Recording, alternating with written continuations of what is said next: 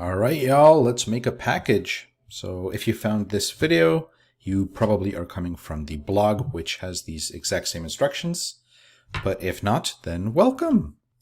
It's lovely to have you. And this is going to be a tutorial that shows how I build packages. There's so many different ways, but this is the list of steps that I tend to follow. And stay tuned on the blog in case I find a new or better way of doing things, then I will be updating the blog. So anyway, these are random functions that are in a experimental package that I'm creating that makes no sense. It's a stupid package, but it'll do for this example. So the first thing that we want to do is we want to figure out if the name is available. So blur is the thing. So let's do it. Actually, before we do that, let's bring up the list of all of the things that we have to do. I've created this function in the amidfuncs package, which is more or less like the placeholder for everything that I don't know where to put. So this just spits out all of the steps from the blog, and this will be kept updated as I go figuring things out. So you can either read them from here, or what I like to do is I like to grab these and paste them in a separate notebook. I have here a Notepad++. So I'll basically be copy pasting things in from here just for the sake of time. So, okay, so the first step is available this. So let's go ahead and do that.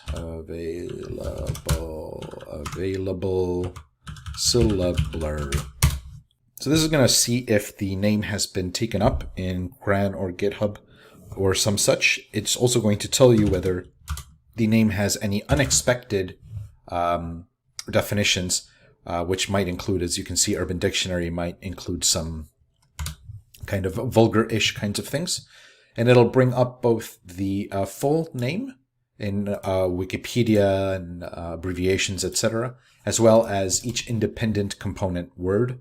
So it's really convenient if you're not sure, if English is not 100% your first language, then this is a good step to follow.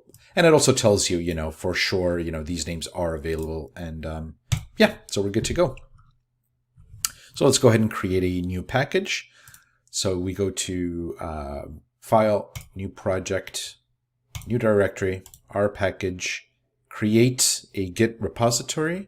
I'm going to paste blur like this. So let's go ahead and create this. Congratulations, we have a package. Of course, we don't. This is just the function. This is just the default stuff. So yeah, let's go ahead and get rid of all of that. And kind of as a quick meta note, I'm going to go really fast through this. Feel free to either pause the video. But yeah, I'm trying to keep the video as small as possible, so I'm going to go through these steps kind of quickly. Feel free to pause and rewind, or if there's any questions, then make sure to ask in the comments. So I'm deleting the just the examples that they had, the R file and in the man file, which is where the documentation lives. We are not going to be manually creating stuff in the man folder. We're going to use Roxygen to connect our documentation with our packages. So it's going to be much better. Okay, so I've deleted those two. The next step is to add some stuff to the description. So in the description file, you're supposed to say what your package does, who wrote it and who maintained it, etc., and general description. So I've already filled this in for you. And note that for author, you can either use this syntax, so person with a first name, last name, and then the email, and my role, which is author and credit and creator, or you can use this syntax. Yeah, this is a little bit better, but I don't remember why. Okay, the next step is going to be to commit all of this to GitHub. The documentation knows that GitHub is how we're going to be distributing this package. So even though the package is not finished, let's just go to the Git tab. If you don't see the Git tab, then you probably didn't install Git. So there's tutorials on how to do that. Let's go ahead and select all these files and stage them and commit them. Since this is the first commit, I like using initial commit. And we are good. So now by doing this, now we know that we've got some stuff committed. Let's load in these two libraries that are going to give us a ton of functionality as we build this out. And now we can use the first usethis command, which is use GitHub. And protocol HTTPS is just how we're pushing things over. I like HTTPS. It seems to work for me. Give a thought if you want this to be private, right? Don't push anything that you don't want everybody to see. But since I don't care, I'm going to go ahead and do that. It's going to ask me to check the documentation, the title and description. I do check them and they're fine. So yeah, they're fine. This goes ahead and creates a repository in GitHub. All of these use these commands. They do so much stuff behind the scenes. I don't even know all the stuff that it does. So yeah, basically just using this is always a good idea. This one sets remotes, it adds the things, it does things, it puts additional links in the description. It's just awesome. It's very, very good. And it puts the description from the documentation, from the description file on here. So it's just really awesome. Okay. The next few files are going to be several usethis files. I'm just pasting them all together because it's faster. But yeah, so the first one is user readme, which is going to provide a nice kind of front page for your package here. So it's going to add this as well as allowing it to be the front page for your website, which is kind of convenient. We're going to set a lifecycle badge, which is going to say that things are experimental. We're also going to put a CRAN badge, more or less, so that people know that this is not on CRAN. There's several different licenses that you can use. I'm not a lawyer, so I'm not going to tell you which one to use. I'm liking using the MIT one. In some cases I don't. But yeah, have a lawyer advise you if that's important to you. I'm also going to say use pkgdown so that we have an actual formal website for this site. And this is really cool because this syncs up with the README that we're creating from here. So it's just a ton of extra functionality. And we're going to also add a news MD, which is basically the place where you can announce big changes. So for now, you're not going to do anything, but eventually, yeah, that's the place to let your people know when you make some major modifications to the package. Okay, so now we're in pretty good shape. We've done a lot of the background. So now let's go ahead and create these functions. So I'm going to say Control-Shift-N to create a new file. And I'm going to paste in my 3 functions that I had written beforehand. I'm going to save them inside the R folder, right? That's where all of the code that's going to run your package lives. And I'm going to call this funcs for functions. That's just the way that I like doing things. In some instances, it does make sense to have each function in a separate file, but in this case, it's fine that all 3 live in one file. Okay, now that I have this, now we have to add documentation, right? And the way that we're going to do this, well, before I say that, I do want to point out the fact that, see, I'm doing something a little bit weird. I'm not using the normal function. What I'm doing is I'm saying what package I'm importing each function from. And I'm doing this once per imported function for each one of the functions that I'm using. And the reason why is because now I'm going to use sinew to create the Roxygen documentation and watch what happens. It's really, really cool. So if I commit this whole function into the global environment, I run it just so that it's inside here. And I'm going to double click on the title and I'm going to go to add-ins, and under the sinew, I'm going to say create oxygen. And voila, just like that, it creates all of the Roxygen syntax that you need, including specifying which functions need to be imported from what package. And it did that by doing this. So that's this super duper awesome thing. I'm going to show you one more time. So I'm going to go ahead and run this whole function. Double click, add-ins. I'm going to go down to sinew, create oxygen. And what you can see here is it does something else that's kind of cool. Since this has default values for some of the inputs, it will actually go through and specify what the default values are for each one of your inputs. So that's really, really cool. I find that's such a huge time saver. So basically the way that you fill this in, there's three things that I think you absolutely have to fill in. The title, which says what each function does. The description, which is an explanation as to how the function works and how it should be used and how it shouldn't be used. Obviously the parameters, you have to say what each input does as well as the input order. But then the other important thing is you have to say what you can expect in return, right? So after one runs this function, what's a normal output from it? The rest of the stuff you should also fill in, but that's where you should start. I also don't really like these see alsos, so I delete them. Okay, so I've gone ahead and pasted all of the stuff inside here. It's all nicely filled in with descriptions. Now I will say one thing. There is one thing that sinew cannot do. If you are using pipes like this in your code, it's not going to pick it up. So you do have to make sure to add this line, import from dplyr. There's also some other problems with using a non-standard evaluation. But yeah, that's beyond the scope of this video. Maybe on the next video I can explain that. But for now, just make sure that you have to add this in. So the documentation has been created. That's all well and good. The one thing is, so now even the functions know where your constructed functions know where the functions that you're importing from these packages are coming from, but the package doesn't know yet. So we have to tell the description file that we're going to be bringing in stuff from somewhere else.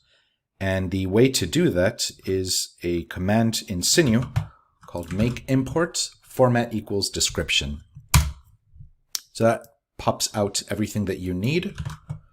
Like I said before, the pipe for dplyr doesn't necessarily come in, so just keep an eye out. Sometimes you have to add dplyr in here manually. It is what it is. The sinew tool gets you as far as it can. So yeah, use that.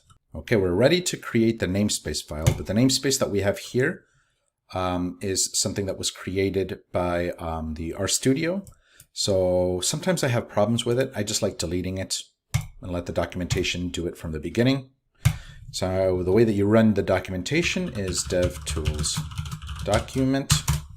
As soon as you do that, it creates the namespace now with all the nicely exported functions as well as what you're importing from where. And it also adds all the files in the documentation. So that's really quite convenient. It's a good way of going. Now, if you're like me, I always forget to stitch this documentation manually. So what you can do is in the build command, you can go into more, configure build tools, generate documentation with Roxygen, and change this to every time that you install and restart. This is going to force the documentation to trigger every time that you install and restart, and I just find that is so much of an easier way to make sure that you're always outputting the documentation that is most up to date. So let's go ahead and install our package. Whoops, it is, it's giving us a problem with the folder being locked. When it does that, I just try again. There we go. Okay, so now this package has been installed. We should be able to run these functions directly. I'm not going to run them, but if I say, for example, get new dictionary, you'll see that, oh no, that's in the global environment. If I say syllabler, you can see that these functions do exist. With the exception of this one, it doesn't have a function. So I forgot to fill in the description on here. Bad on me. Okay, so that's that. Next step up is to run a check. So now every time that you have installed everything, when you think that you're more or less ready, then run a check. This is a good thing to run because it's going to make sure that it brings to your attention every time that you forgot to, for example, if I hadn't specified, if paste came from a different package and I didn't specify that explicitly up here, then it would bring it up in here. It would say something that it has no idea what paste is. This is where it can be a little bit troublesome to use the non-standard evaluation, but you can get around it by, instead of saying, for example, iris and then filter for species, you can get around it by saying .data species everywhere. If your code base is kind of big, then, you don't have to do it. It depends on your use case, but I'm getting 0, 0, 0. You don't necessarily have to. Just make sure that you don't have any errors, right? If you have errors, then you have to sort them out. I don't have any errors, so I'm going to move right ahead. And the next thing that I'm going to do is run my good practice. Now, good practice is basically something that it's just going to check like a ton of different stuff. It's going to check your code coverage if you have unit tests written. It's going to check, sorry about that. I had to update some of these packages. So yeah, basically it's going to check for syntax. It's going to make sure that everything that you've written is what you intend. And it brings up these very nice markers for things that aren't awesome. So right here, it's warning me that I haven't written unit tests for these lines of code, which is fine. But then on here, it's going to tell me, for example, on line 19, this is kind of a long line. And indeed, it's true. You see, this is a long thing. Also line 26, which it's telling me. So basically here, it's just telling me about avoiding long lines and about writing unit tests. But it also does warn you from, if you're using T instead of true and F instead of false, it'll warn you about that. It's just a good kind of checker. For now, I'm just going to ignore this stuff, but I'm happy that I ran it. Okay, we're doing pretty good. We just have 4 places that we need to be checking the documentation, right? Bringing me back the console. These are the 4 places that we have to check documentation. So the Roxygen for each function, we've done that already. The README we have not done. I'm going to do that right now. The documentation, the description we have done. And the news we have not done, but since this is an experimental young package, we don't have to worry about that too much. So for now, I'm just going to fix the README. Okay, so here's my README. And since we are not on CRAN, I like to comment this part out, which you can Control-Shift-C if you're on Windows. Or you can also go to code and then, actually, I don't know where it is. Yeah, here, comment on comment lines. And that, it's slightly different because this is Markdown, but yeah, that will take that part out. And then I just have to say here, you can download the development version from this by using that. And then here it would be the place where you can specify some examples. And this is the benefit of using RMD. You can actually write code and it will execute the code for you. I don't really care about any of this stuff right now. So I'm just going to write some 2-3 things, and then we will be ready to finalize this thing. All right, I just decided to write a really quick overview because this video is kind of long. So now that we're done with that, so we have all our documentation is up and running, all our checks are good. So yeah, so we can build our site, and this is going to take the README RMD and create this is going to be the first page for a website for this package, as well as this README. If I knit, yeah, so this is what the package is going to look like, more or less. The benefit of this is that you have the installation instructions right here, as well as reference files, which take you to the documentation of each function that you've created. So that's the benefit. And then this changelog is the news. So yeah, it's just a really nice way of presenting the information. Now, yeah, so I've checked all this documentation. So I do have to make sure that this README RMD is knitted in order to create the markdown document. So I'm going to go ahead and knit this, and this is going to create the markdown document. And this markdown document is what you're going to see in GitHub as GitHub's README. It's a bit confusing, but it'll all be clear as soon as we go to GitHub. Speaking of which, so let's go ahead and click on this, select all, going to stage that and commit everything, saying adding stuff, which is the best of GitHub commit messages ever. And now you can see that we can nicely push because the remote was already set when we said we were going to use the GitHub from usethis.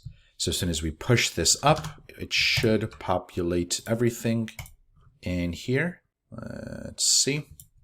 Friendly F5 shows us that indeed our syllabular stuff did make it down here. And we do have a website, but that's in docs. So we have to make sure to tell GitHub where it can find that. The way that we're going to do that is by going into the settings for the repository. We're going to scroll down to where it says GitHub pages, and we're going to want to run the GitHub pages off of the master branch docs folder. So as soon as we do this, we can go down and grab this hyperlink. I know that there's a little period there. Yeah, and then as soon as I go back to the front page of the syllabular, I can click on edit over here. And for the website, I can make sure to paste that URL. So as soon as we do this, then visitors to this page will immediately be able to see this content. And that's more or less about it. Now I'm looking that the cran badge never made it. So let me go ahead and add that back. I'm not sure why. Use this cran badge. So hopefully if we run this, yep, okay. So now it has added that to the cran badge. I'm going to knit that again. Alrighty, and now we can very clearly and proudly say that we're not yet on cran, but maybe one day. Let me do a little better job at this commit message. Oops, actually, before we do that, I do have to recreate this site, I think. So just make sure that I don't know if it's required or not. I think it is required, in fact. It's possible that knitting will get you there, but it doesn't cost that much extra, and this way we're absolutely safe. So let's do that. Add this. Yeah, I think it is correct. We do have to run the build site every time, because see how now the index has changed as well. So now we're adding the cran badge, and we push that. And after this, I think we should be good to go. We won't have to reshare this on that site. If we just refresh, it should be there in theory. I don't know why it's there, not there. But anyway, that's more or less how to build a package and how to get it online. So yeah, thanks. If you have any questions, post them in the comments. Thank you.